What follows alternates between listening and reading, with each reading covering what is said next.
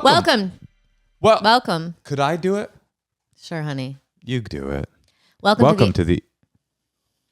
Is this probably as unpleasant to listen to? I'm thinking now. Go ahead, Natasha. No, as a woman, I'm always used to acquiescing, but you know what? Those days are gone. Welcome to the Endless Honeymoon Podcast. I'm your host, Natasha Leggero. This is my husband, who I let be on it with me, Moshe Kasher. And let's get straight to it. Host and author of the new book, The World Deserves My Children. Available right now. Get it for the holiday season. Put it in your stocking and stuff it. I know I've been stuffing the author full of Christmas pudding. All right, honey. Well, I just got back from Chicago. It is so nice to be home. How was the tour? The tour was great. I got to go to all these great cities and meet my fans. I'm sorry, Chicago, I couldn't do a book signing. I had a lot of family in town and I needed to take care of a few things, and the signing wasn't really... That was just something I was doing for Philly and DC and Why Boston. would you mention that you did it at the other sorry. cities? They didn't know that was even an option until now. Well, anyway, I had an amazing time. The shows were great. I got a way to make it up to these Chicago fans. People had amazing questions. I felt like we had these great dialogues. Yes? Natasha and I decided we're going to come on tour in the summer. We're going to do a stand-up tour. Mm-hmm. If you were at the Chicago show, when we come to Chicago, you bring that book. And Natasha will sign every frickin' one of them. That's true. I will. Natasha, was it good to see your family? It was. My mom kept telling me to call the manager at the hotel. And then I was like, I was telling her, like, are you familiar with the term Karen? And she said, never heard of it.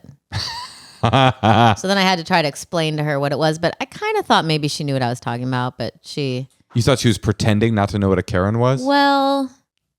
Seems hard to have avoided that. Well, she's 70. Right. They're not really up on the hot lingo. You know what I don't like?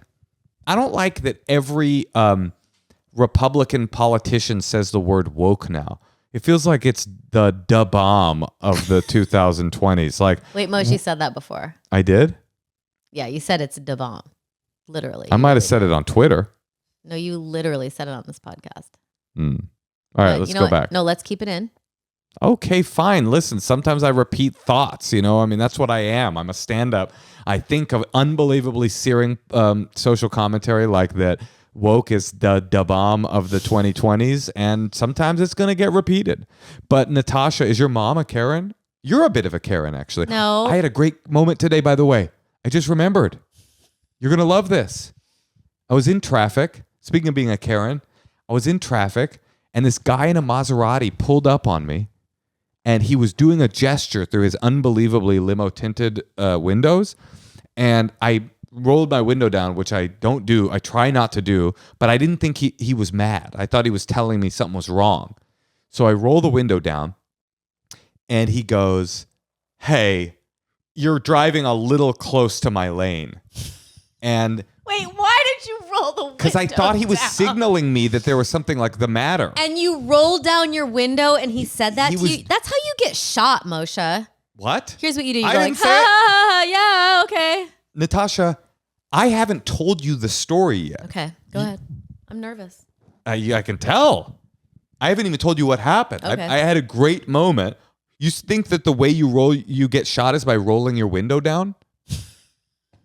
How scared of urban landscapes are you? No, it's not that. It's like being a woman and like men right next to you in traffic. I'm not trying to like roll down my window and engage. So if somebody pulled up on you and they were gesturing to you and you thought they were saying like your tire was on fire, you'd be like, sorry, I'm a woman, and just let the car explode? No, not necessarily. Okay, fine. So you roll down the window. Okay, so STFU. So I rolled down the window because I thought the guy was signaling to me that something was wrong. And he goes, you're driving a little close to my lane. And I normally at this moment would be like, fuck you. Or, oh, look, a male Karen in the wild. Or a Ken. You coined that too, honey. Oh, nice. Maybe I should bring that one back.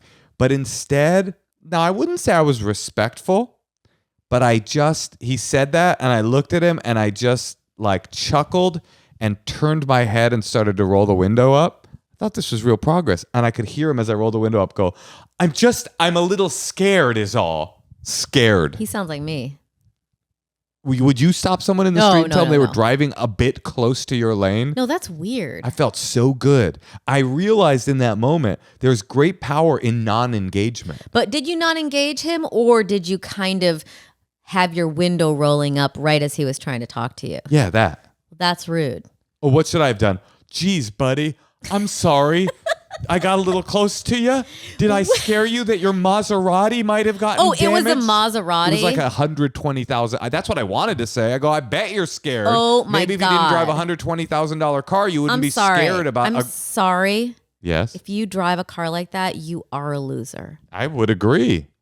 So I pulled. I'm always so embarrassed when someone has a car like that and I have to get into it. I hate guys that have loser cars. So I rolled the window up on my Tesla Model Y and I boned the fuck out of there. That's why I don't like it. It's like it does feel like a car that is designed to try to like date out of your league or something. Here's all I can say. That Tesla. I'll go on stage some nights in LA, do my bits about Elon Musk, making fun of Tesla, and then I drive away in your Tesla. And one time these people were like, hey, you're in a Tesla. It was embarrassing. Well, it's less embarrassing now that he bought Twitter. I can't Twitter. make fun of Teslas. Isn't that cool though? Now, before it was a little embarrassing before we bought Twitter, but now that we see he's this like really cool cultural icon, it's a vehicle you can be proud of. What if Lee Iacocca was at the center of the culture war? Remember Lee Iacocca? Actually, I was going to say Henry Ford, but he was a vicious anti-Semite. Anti-Semites are really having a moment right now. Shout out to them. I know they listen to the podcast. Natasha. Yes.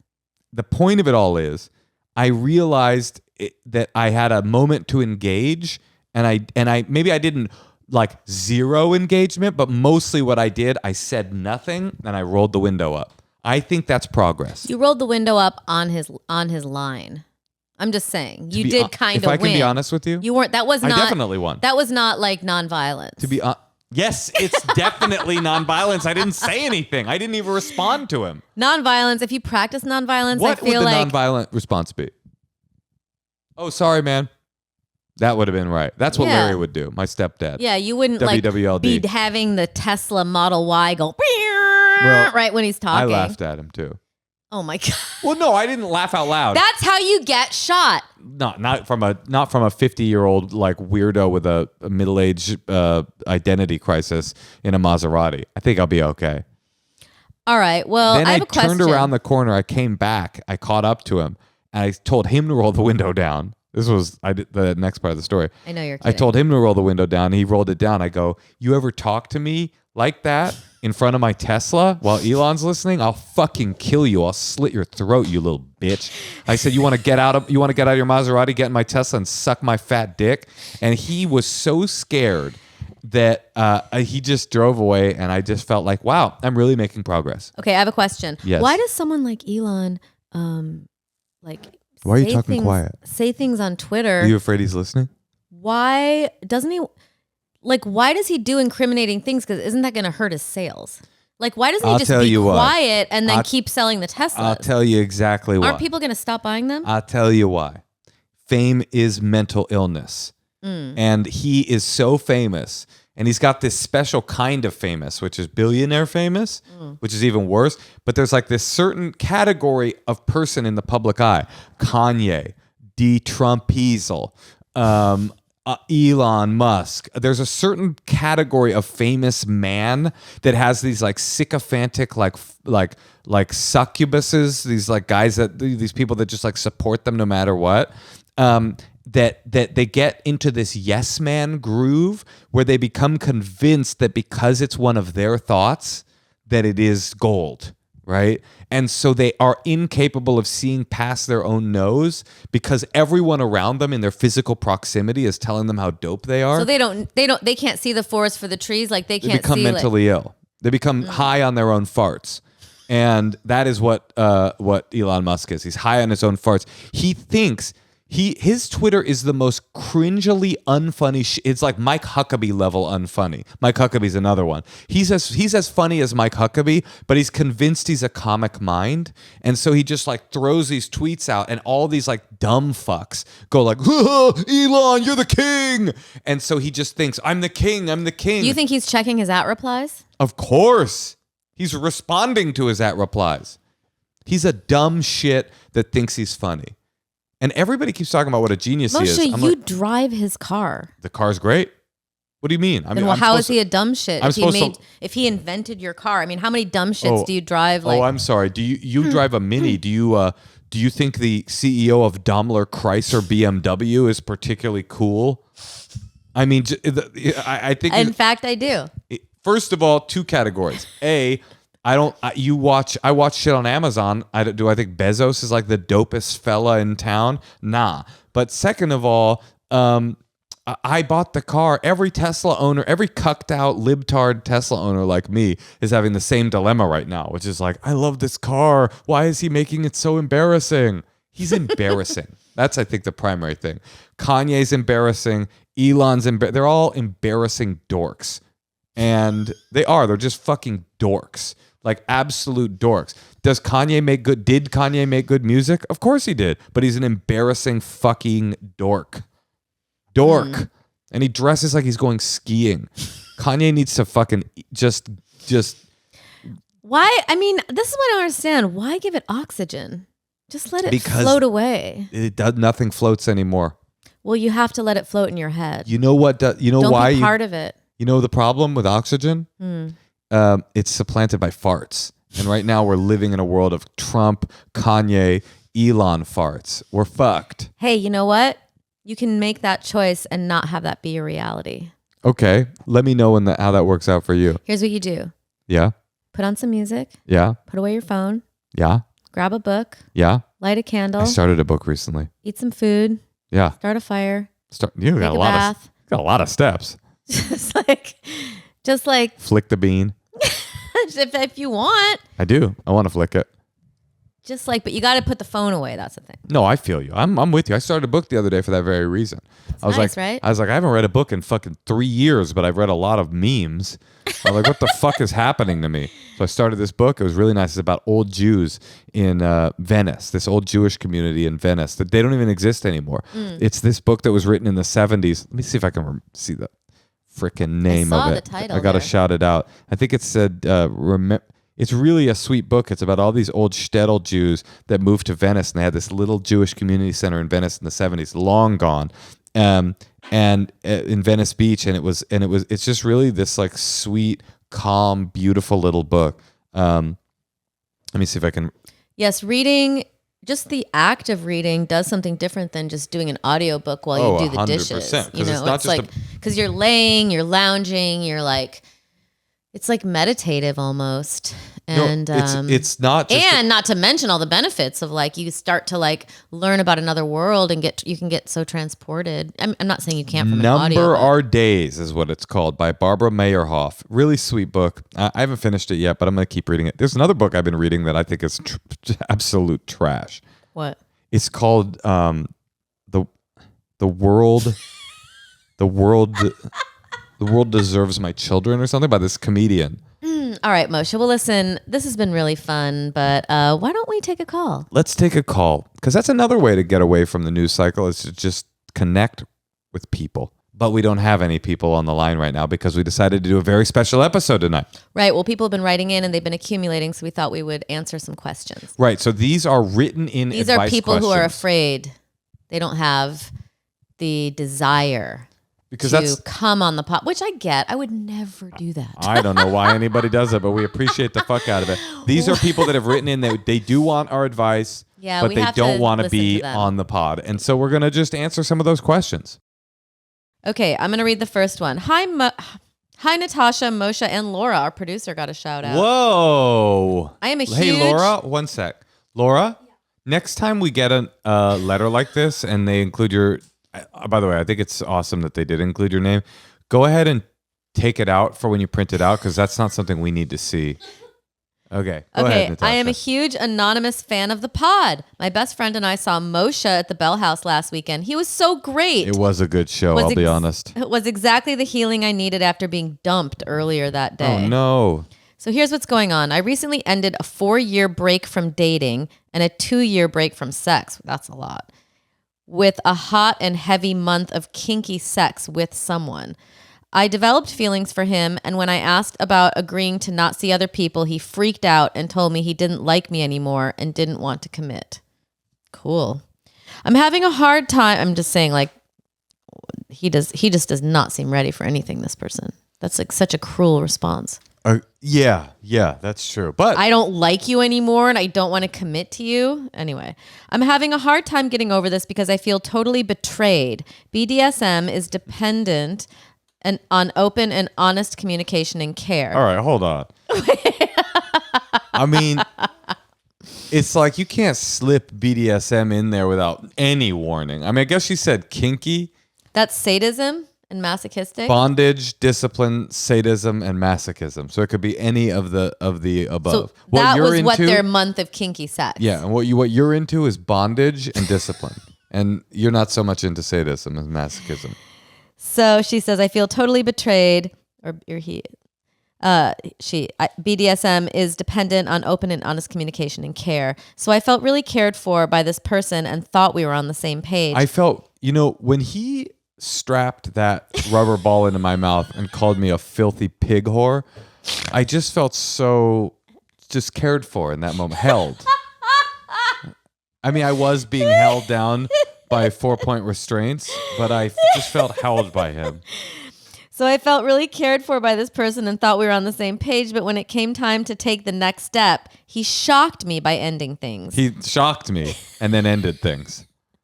I have known for some time that I really like BDSM and want to have that in my life. So as I go out and try to date, how can I get these two things that I want, both a committed relationship and kink? I feel completely taken advantage of and scared to get intensely involved with someone again. I'm thinking I might need to find a kink-focused friend group who can support me with this, but I wouldn't know where to start with that. Would love to hear your thoughts.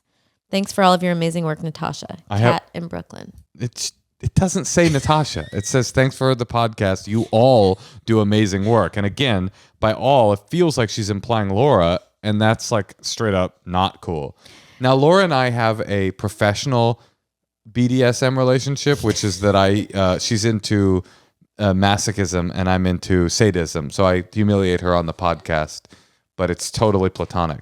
I know what's up here. Okay, good, because I don't really know how to give advice on this. Oh, this one's simple. First of all, Kat in Brooklyn. I mean, I assume what to do, but I don't know what if do you it's think? Right.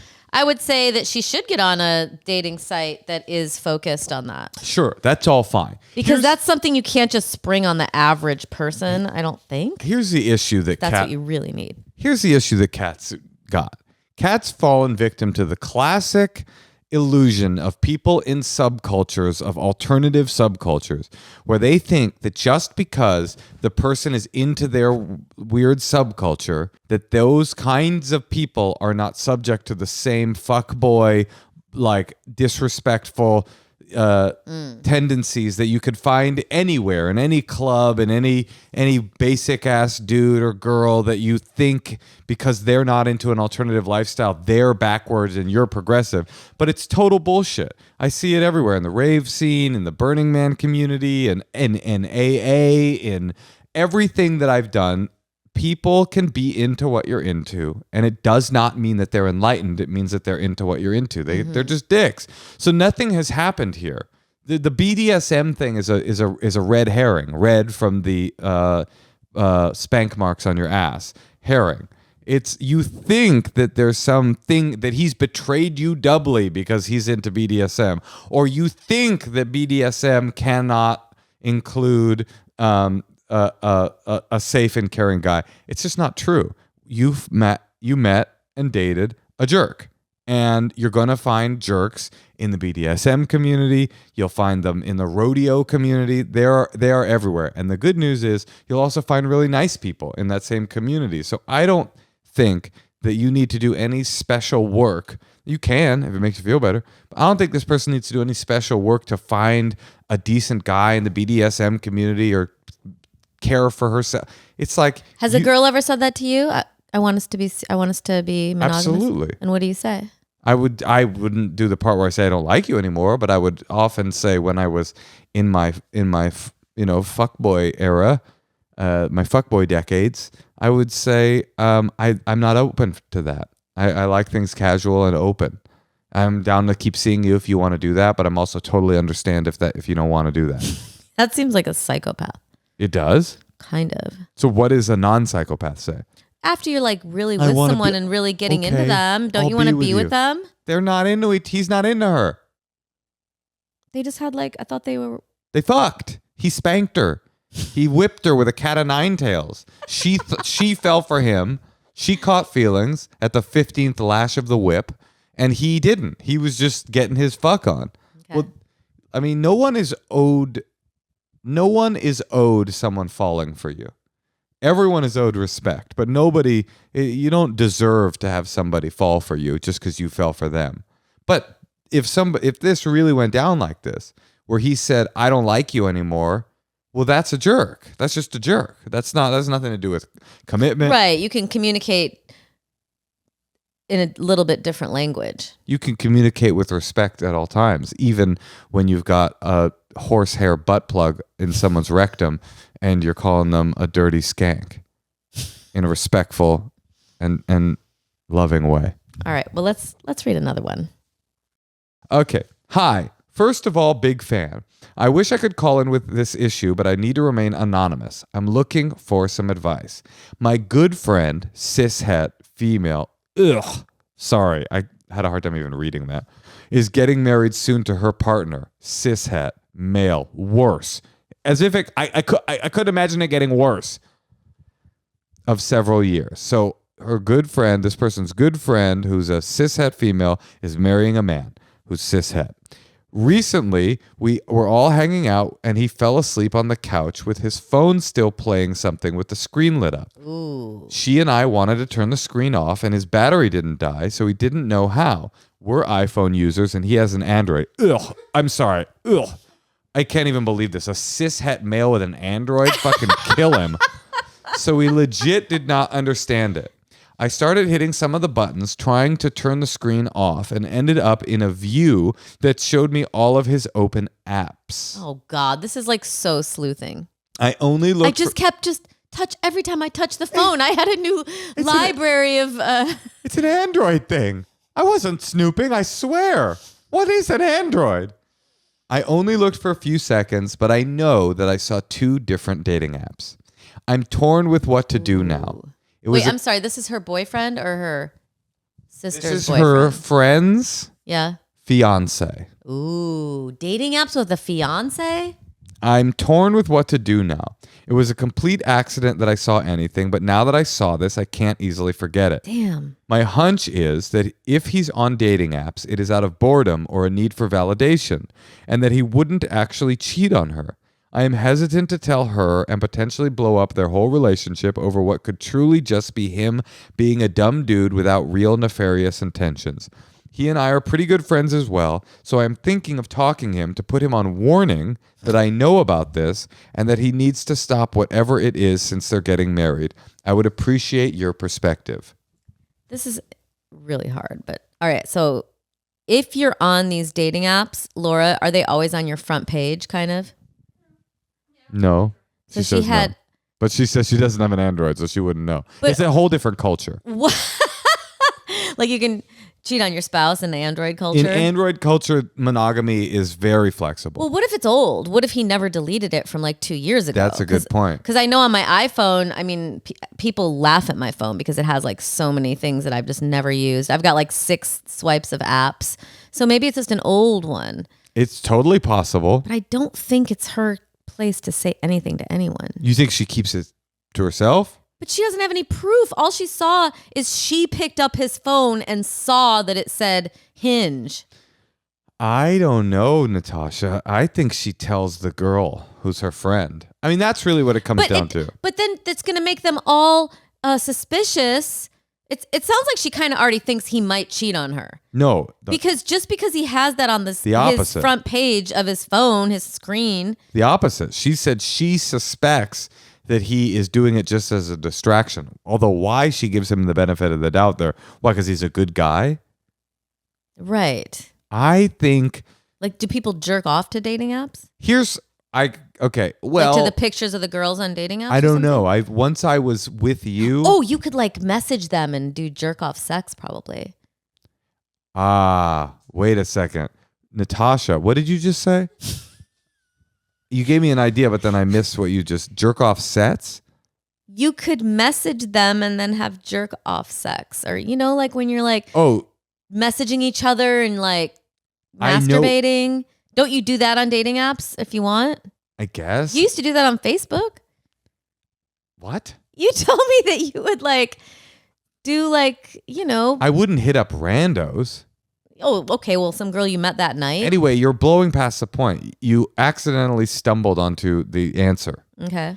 This person needs to get on those dating apps. And try to find him? Catfish the guy. This is obvious. No. Yes, absolutely. This is the answer. You're stuck as to what to do.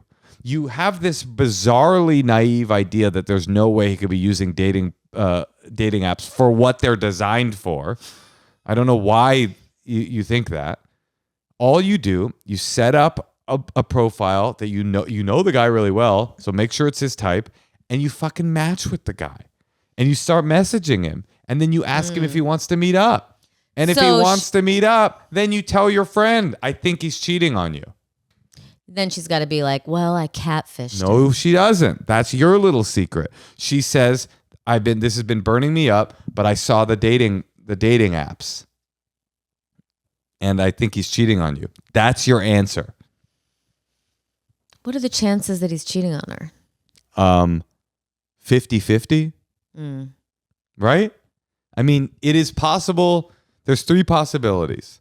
They're old, he's using them as a distraction, or he's trying to hook up with girls. Mm-hmm. I think my catfishing idea is freaking brilliant.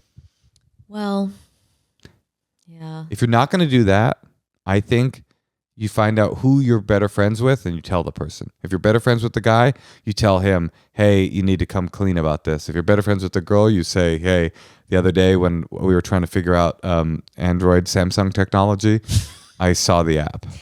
I don't think I could marry someone with an Android.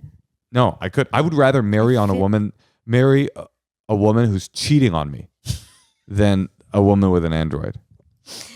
Okay. If I opened your iPhone and found that you were cheating on me, it would hurt less than if I realized you had an Android. Straight up. All right, let's do another one. Hey, Moshe and Natasha, you mentioned on a recent episode that your child will sometimes end up in bed with you at night, which brought something up for me that I would love to hear your take on. When I was growing up, I would sometimes have night terrors, which gave me years of sleeping difficulties, inability to successfully attend sleepovers, and would often find me going to my parents' bed when I was too afraid to sleep. Admittedly, this lasted longer than I wish I had, until I was about 10. Later in my life, sometime in high school, I was out to dinner with my parents and older sister, and they casually dropped into the conversation that they would sometimes have sex while I was asleep in bed with them. They were extremely nonchalant about it, like they were reminiscing about something funny that had happened back in the day. Well, I was left completely disturbed and have been trying to process what it has done to my sexual subconscious for the past 20 years.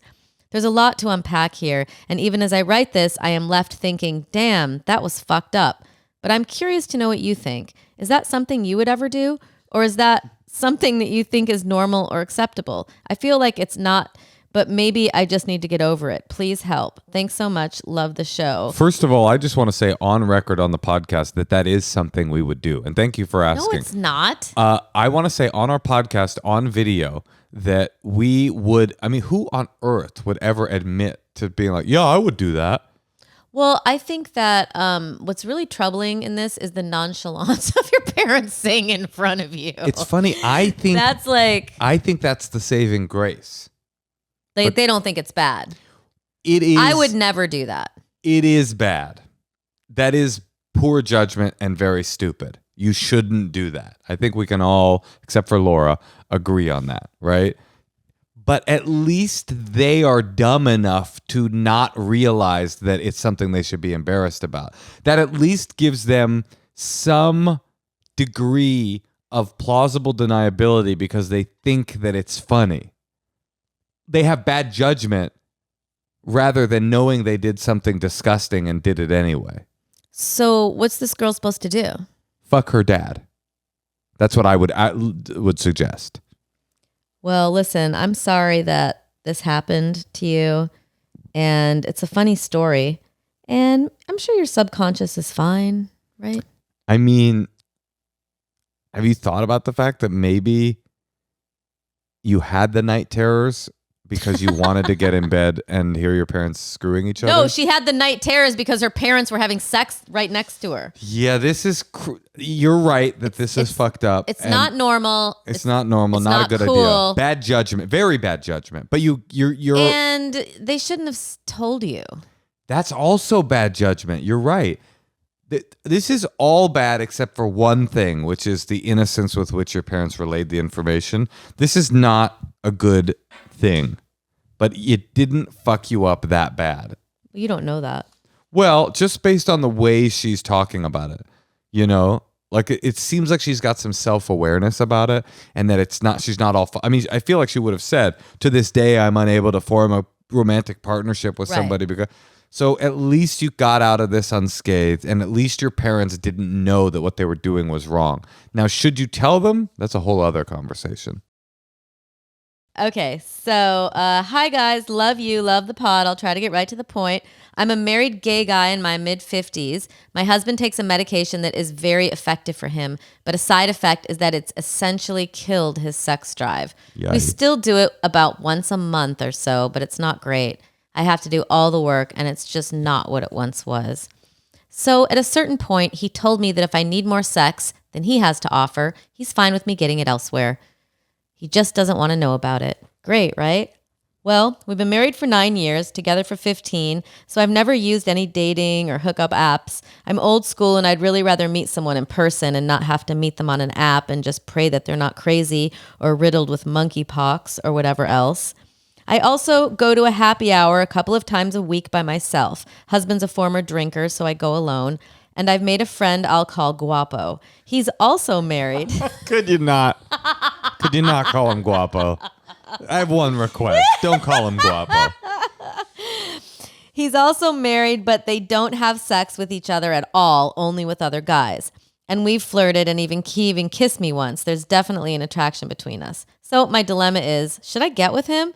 He meets all my qualifications. Attractive, not looking for a relationship, authorized to hook up. It all adds up. But I'm not sure if I can hook up with him. In past relationships, I've been cheated on, and I've also cheated. So I know it feels shitty from either side. In this case, it's not actually cheating because we both have permission. But if I do it, I'll have to live with it. And I'll have to figure out where we could even have sex. I won't do it in the bed I share with my husband. I just can't. Anyway, should I try to make a hookup with Guapo happen or just resign myself to things as they are? I really don't want to introduce deception into my relationship. Well, it's not deception, right? Because they gave you permission. But that would totally be required if I start hooking up with Guapo. Hooking up with Guapo, by the way, is my favorite of the spaghetti westerns. But I want to get some action, and I really feel like we'd have fun together. I also worry that one or both of us would catch feelings from the sex, and that would be a whole other can of worms. That's kind of what this is about. So what do you say, straight people? Should I try to make it happen with Guapo one last time or not? You know, I think I'm of two minds here. One is that Ken, fake name, is right. That when you're not having sex with your partner and you do have sex with somebody that you're hot for, the possibility of there being unintended emotional consequences is real, right? Mm.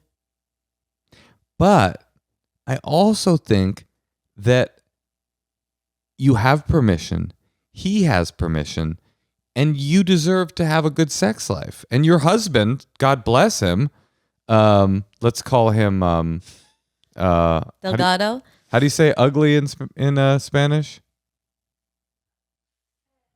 Feo, let's call him Feo, is cognizant of that. He recognizes that you're not getting the sex that you deserve. So I say, it sounds like he's the person in the relationship who, like, I feel like with us, I would probably, if I was having sex with someone else, I'd probably have feelings for them. But I feel like you could probably, it just depends on the type of person you are. Some people can have sex with people and not have it want to go to emotional place. I guarantee I could. But then that doesn't bar me from other kind of consequences. I don't know what they are. I don't think I'd fall for the person. That just doesn't even seem possible. But I do think that there could be some weird stuff about like hooking up with other people. I have this person's solution. Okay.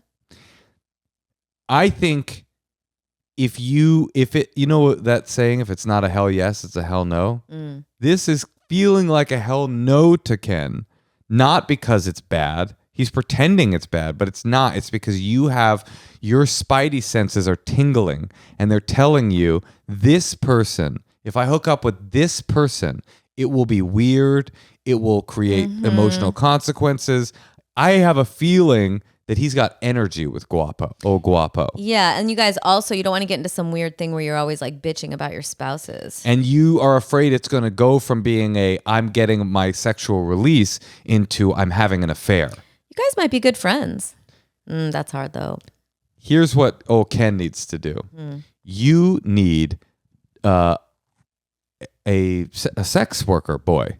You need once a month, twice a month, once a week, pay somebody that's out of, no offense to you, somebody that's out of your league. So that's expensive though. Pay someone once a week. What if you don't want to pay someone? If you can't afford sex worker, then you jerk off alone. That's what I think. I think you save up until you can afford it, right? How much is it? I don't know. How much is it to go to a gay prostitute? Yeah. I mean, it depends. Earlier in the week and during the day, there's actually often a discount. But on the weekends, they could be pretty busy and it can be kind of difficult. Now, if you wait till your wife goes to sleep, at that hour, things get a little weirder because a lot of the guys are on meth. So that I don't do at all. But no, I think at least for now, as you dabble your dick into the pool of non-monogamy, I think a young, hot sex worker who is out of your league, and I say that not to be offensive, but to say you need somebody for whom you can't even entertain the fantasy that you guys are going to like run off together, or you're going to fall for him, or he's going to fall for you. Yeah. Someone for whom you know this is purely carnal release. Yes, your emotions are for not Guapo. That's right. His emotional life. Your emotions are for the flaccid man at home. Flaccid Feo. No, but he spoke of him very lovingly, that he's getting off of his meds or the meds are really helping him. And it's like, it sounds like your life is good in every other way. And he's your lover and you guys love each other. Just the sex isn't that hot. So yeah, I think getting involved in something where there's energy, that would feel like more of a betrayal than what you're talking about. That's I realized it after thinking about it. That's the reason this person is conflicted. It's not because he doesn't have permission. It's because he knows in his heart and in his loins that Guapo will make his corazon thump. And what you need is somebody that gets your dick hard, not for somebody that makes your heart throb. All right? Good luck to you. All right. Hi, Moshe and Natasha. Love the show. Moshe, I'm a fellow DJ and burner from Belfast, Northern Ireland. Listen, my brother, thank you for connecting with me on that level. I really appreciate that. I have a simple question which will settle a debate with a friend. Is it ever okay to approach a girl introducing yourself as a total stranger in the gym? No. My take is that it's pretty much a no-go at any stage in the gym process, but my friend thinks otherwise. Love from the UK. His friend is probably so hot that he just has success from interrupting women during their workouts. I disagree. I think it is okay. I don't think you should bother someone while they're working out, but if you have the opportunity to chat to somebody between workout sessions or whatever and flirt with them, and it feels respectful and mutual, then yeah, why would the gym be off limits? Okay, then how about the gas pump? Sure, why not? Hi, how are you? You're beautiful. I'm sorry. No. Never? You just can't flirt with people other than on apps? I mean, when I'm like, first of all, I've got like a toddler in the back seat. It's not like I'm flirting with people at the pump. It's not you, honey. I know, but it's like if some guy came up to me and I had my toddler with me, he's like, hey, you're beautiful. Want to get with me? I'd be like, sir, can you please get away from me? Okay, that's fair. When can you flirt with someone? What is a good place to flirt with someone? Well, I don't know. I mean, a bar? Maybe, yeah. A restaurant? I just think a gym is kind of like... Sacred space? Do you come up to people at the grocery store? Sure. Well, I mean, why not? Listen, full disclosure, I was never a big chat up a stranger person, no matter what. At a bar, at a rave I did. At a club and rave, there was kind of a culture thing where you could say hi. But it's weird and scary to approach a person who's a stranger anyway. And the problem is that a lot of guys who do it are the last guys you want flirting with you, because they're the guys that aren't aggressive. Yeah, they're just weird and they don't care. They're there to make you uncomfortable. They're not even really there to hook up with you. They're just there to like assert dominance. But if you were a respectful guy and you saw somebody beautiful and you were like, said hi, and she seemed to smile and say hi back, is it bad to talk to the person? I feel like I remember someone trying to come on to me at a car wash while I was waiting for my car to get washed. Really? And I really didn't like it. Have you ever? I felt trapped. Have you ever been flirted with in public and liked it? In public? Like just like a random chatted place. Up. Yeah. And liked it? Oh, well, when I used to work at a bar, sometimes like cute people would come in. I think that it's not about the location. I mean, there are certain locations where it's probably not appropriate. Waiting room at a therapist's office, for example. But I think is a gym. Your daughter's when you're picking up your daughter at preschool in the line. Seems okay to me. In the line, flirt with another parent. Flirt with a mom? Why? Why not? Because she probably has a husband who's not there. What if she doesn't? You know that. Okay. You know that's a single mom. And you're a single dad. That's different, I guess. And you're a single dad. And you're like, hey, actually, that's maybe the easiest place to pick up a woman of all time. You just go, hey, would you like to get the kids together for a play date sometime? Yeah. 'Cause that's simple. That part's easy.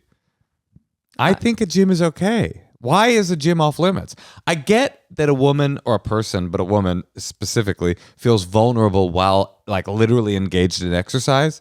But well, it's like a lot of people like they schedule their time. So it's like, okay, I'm going to be on the, this machine for 20 minutes. Then I'm going to do weights. Then I'm going to get in the shower and I'll be able to have time to like do a sauna. What about in the shower or the sauna? Some guys like, oh, what about where are you from? What about in the shower or at the sauna? And then she's like, she can't hear him. She'll be like, take out her headphones and be like, what? Hold on. Like turn down the, Did I ever tell you a funny story that my brother once engaged in at a gym? What? He was on a treadmill and next to I think she was pretty. I don't even remember if he said she was pretty, but it adds to the story to make her pretty. So she was pretty. And he was running on the treadmill and he like, you know how sometimes you're on a treadmill and you touch the static part and you can fall. Mm-hmm. So he fell towards her and like almost hit her. And he tried to say, are you okay? Mm-hmm. But what he said was, you're okay. And then he just had to turn the treadmill back on and keep running next to her. Yeah. Well, that's just one sentence. I could handle that. Anyway, so you say no, never. I don't know. All right, let's move on. I mean, I would try not to. And I think if your friend doesn't, let him. But what if you're struck with someone? You go, oh my God, every day. Okay. Here's an answer. Every Tuesday I go to the gym and I see this beautiful woman. I always want to say hi to her. I got it. Yeah? After you see them 3 times at the gym, then you can talk to them. I like it. Because then it's like, you're not just like every hot chick. You're like, oh, I think there's something between us. Just give it 3 times. And then it's like organic. Don't go to the gym to pick up women. No. But if there's a woman that catches your eye. After 3 times, the 3rd time you can say something. So just keep coming back. First time you smile back. Second time you smile back. Third time, smile. You say, what's your name? I always see you here. And you know what time she might be at the gym? Same time you just saw her the day before. And guess what else? If you don't see her, you went to the gym.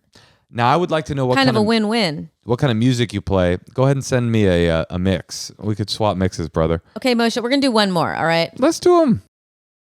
Okay. Hi, Natasha and Moshe. I found myself in a weird situation. Because of my work, all of my coworkers live together. We spend almost all of our time together because we are coworkers, roommates, and also friends. There's a temporary worker helping us out. Me and him have gone on some dates and have hooked up when we would go out, and he would be flirting heavily with other women, sometimes even going on dates with them. When I brought this up, he told me he really likes me and enjoys our time together, but is not emotionally available for a relationship because his last one was traumatic. That's what I'm talking about. Ladies, perfect. That's perfect. What? Yeah. You like that he said that? Remember the other guy? My last relationship was traumatic. Okay, keep going. Is this an excuse, and am I being blatantly used for sex? He is leaving in 1 month, so I am just having some fun, but I do really like him. What do you think? I think that, he's not available to her in that way, and it's just always never going to feel good, and I would move on. This whole idea of being used for sex with somebody that is leaving in a month, to me, is just she like... She likes him, though. That's fine. She can like him, and she can say, I can't handle the emotional damage of hooking up with this person, even for just a month, because it doesn't work for me. Listen. But the onus of emotional, like, I'm being used for sex... You're using each other for sex, and now you've developed feelings for the guy. And here's the problem with this guy. He's never going to be, you're never going to be happy with him. If I went out even casually with a guy and he was heavily flirting with other people while we were on a date after we had sex, that's tacky. You know what? And I'm not into it. And I think that really tells you what he thinks of you and the level with which he respects you, like physically and sexually and emotionally. Like, that's just like... I'm so with you now. I didn't even really fully think about all of the details of the story till you said that. You're right. This guy's also a jerk. It's not the part that he says he's emotionally unavailable. That's not the problem. And it's not the problem that he hooks up with other women. The problem is that he does it in front of her so that she can see. That's just disrespectful. And forget whether or not you're being used for sex. You're hooking up with the guy that's not respectful. So time to move on. This 100% is a situation where someone is being a jerk, but I don't understand this thing where she says, I really do like him. I always get confused about this. What do you mean you really like him? He's a guy that you hook up with who disrespects you in public and isn't available for anything and tells you he doesn't want to be with you. What is like? What if he's really funny? Yeah. What if he smells good? I'm sure What if he's super hot. What if he dresses really good? What if you guys have a lot in common? I'm sure. What if you make him laugh? I don't know. There's like a million reasons. All those things could be true. If you treat me like shit, I'm not gonna like you. So forget whether he's using you for sex, and forget whether or not you can have him, because you can't.